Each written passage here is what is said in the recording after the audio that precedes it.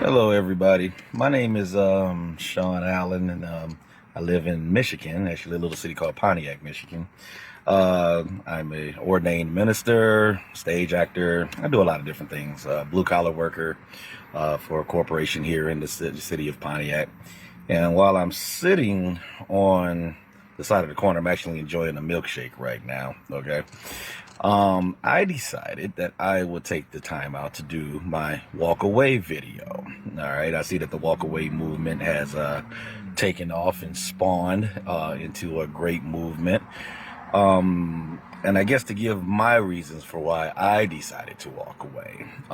Short side of the story is that you can say that my process of walking away was something that was kind of over time, probably going back to when I was a soldier. Okay, I served as a military policeman in the United States Army back in the 90s, from 91 to 98 to be exact.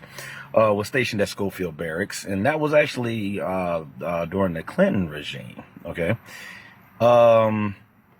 It was during that regime that I really began to be a little focused on politics, so to speak. You know, my family was always Democrats, lifelong Democrats, you know, always just blue for the sake of being blue, quote unquote.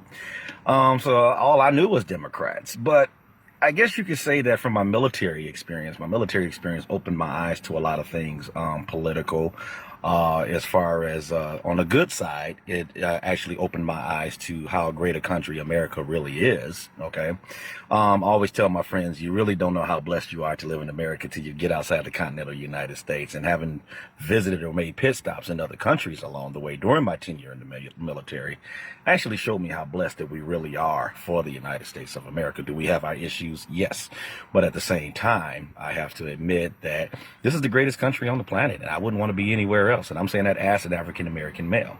But anyway, to stay on course with the story, because I don't want to take up too much of you guys' time, it was during that regime that I just kind of started paying attention to a lot of things. I wasn't a fan of Hillary, even when she was just the first lady. I have my reasons. I won't go into all of that right now. Maybe if I post another video, I will. And then I just started paying attention to things. It's like Clinton was called the so-called first black president. But as time would go on, we come to find out that the so-called first black president, quote unquote, actually was responsible for a lot of laws and for a lot of legislation that actually got the most number of blacks incarcerated, okay, during that time frame, okay? And so talk about real black on black crime, okay? And so anyway, over the years, especially as I started maturing in my faith, because as I mentioned at the beginning of my video, I am an ordained elder within the Church of God Sanctified. And as time started going on, as the Lord started to kind of broaden my thinking along the lines of not so much emotional thinking, but more or less just clear-cut objective thinking, okay? You start seeing things that make you raise the eyebrow. You start seeing the more emotional displays. And then when I started learning the history of the party, here's a party that, out of all the obstacles that black people have faced since we've been in this country, the Ku Klux Klan, Margaret Sanger, I can go on and on and on, Jim Crow, segregation laws, all these things were basically initiated by Democratic Congresses and policies, if you will, that has to this day decimated the black community at the end of the day. And what's frightening is that it's done in such a way that it's created a sense of dissonance amongst our people that I find very alarming. To me, it's almost like a brand of social engineering at its best. I don't want to sound like too much like a conspiracy theorist. So as times just went on, especially now in the current regime right now, you just start seeing so many things that the far left has done to corrupt the minds of our people, the minds of academia. You just see so much. And so thus, I had to really do a major shift in my thinking, a complete paradigm shift in my thinking about this party as a whole. Now, I'm not one to say that I'm going to automatically just vote Republican. But what I will say is that I am now, quote unquote, a free thinker when it comes to politics. And I have to admit that there's still a lot more growth that I need in understanding politics and things like that. So I'm going to kind of champion a cause, if you will, to educate myself and anybody that's willing to listen on how we need to be more in tune with what goes on within the political systems. But as a whole, and I'm hoping that this is making sense, because this is kind of new to me. I can preach in front of people, I can perform in front of people on the stage, but making the video is kind of like, I'm actually kind of bashful, but that's besides the point. Anyway, that is like the fruit of my walk away story.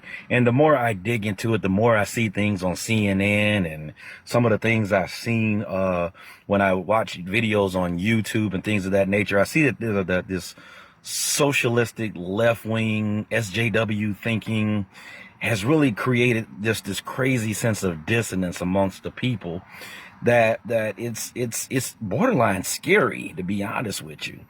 So thus, that is some of the reasons as to why I chose to walk away. Okay, where it leads me, we will ultimately see. But what I will say is this: is that under President Trump, now I'll be honest, I didn't vote for him. Okay, I didn't vote for him. I'm not necessarily a Trump slappy, if I can say that, without being offensive to anybody. But if we want to look at objectively, that yes, black unemployment is at an all-time high, okay, a historical high. Jobs are coming back, okay. We just see so much, okay, so much. And instead of just riding this emotional roller coaster, oh, he's a racist, or oh, he's this and that, oh, he's using the Nazi playbook. I've heard it all, okay? And at the end of the day, there just seems to be nothing to substantiate the claims of any type of racism or any type of conspiracy theories that he's going to decimate the black race and send us back to Africa. I had an argument with somebody about this. Oh, the whole immigration thing is all about just trying to get black people out of here and blah, blah, blah, blah, blah. I ain't going nowhere, okay? I was born and raised here, okay? I got the paperwork to validate that I was born and raised here. I'm not going anywhere. So y'all can kick that. You can kick rocks with that philosophy right there. And so, yeah, so I see that he's trying. And even if I didn't vote for the guy, one thing that I believe in is this. I don't want him to fail as president, okay? Because if he fails, then in my opinion, America fails. Okay. And I said that about any president. Okay. Be it Republican, Democrat, Independent. I really don't care.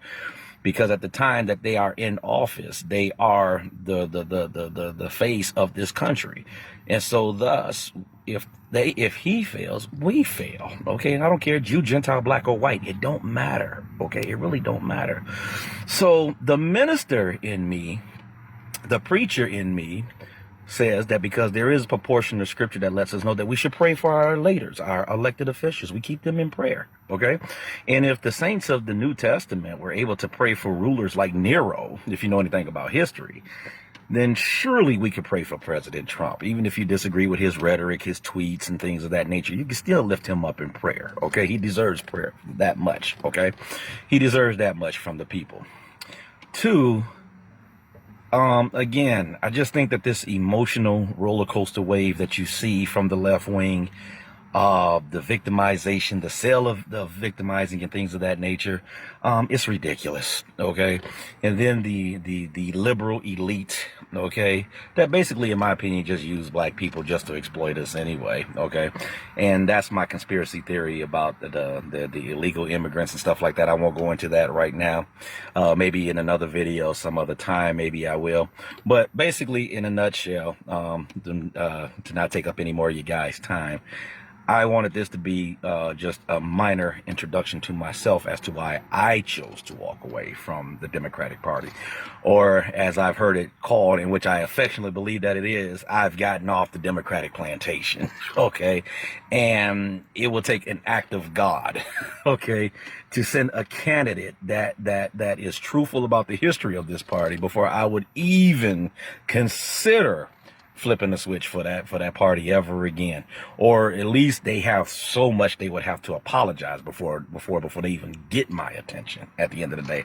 I don't even care if it's another black person running. Okay, at the end of the day, I don't care. Okay, they could tell me that Barack is coming back. Okay, I really don't care. Okay, so at the end of the day, I just wanted to give my walkaway story. All right, my name is Sean Allen, and once again, coming from the good old city of Pontiac, Michigan, this is why I chose to walk away. Maybe I'll post another video sometime soon. God bless you guys. God bless America. Love you all.